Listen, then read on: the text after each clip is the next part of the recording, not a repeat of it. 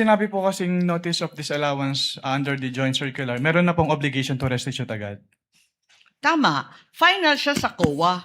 Pero kahit ang desisyon ng COA, pwedeng dalhin sa Supreme Court para maging pinal na pinal. Di po ba? I-clarify ko lang po, kapag dumating na po kasi sa Supreme Court, ang tanging ground na lang po dyan ay grave abuse of discretion amounting to lack or excess of jurisdiction. So wala na pong kinalaman po yung factual matters. Ganun nga, talaga naman na matters of fact, hindi naman rin na-raise sa Supreme Court. Tama ka doon.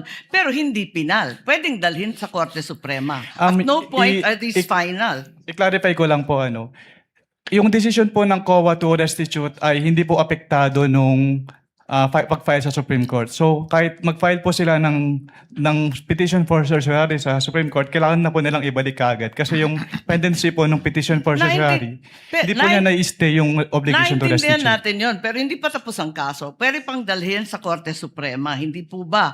At saka dun sa notice of suspension, balikan ko lang, was there a finding na ginamit sa pansarili yung mga confidential funds ng OVP?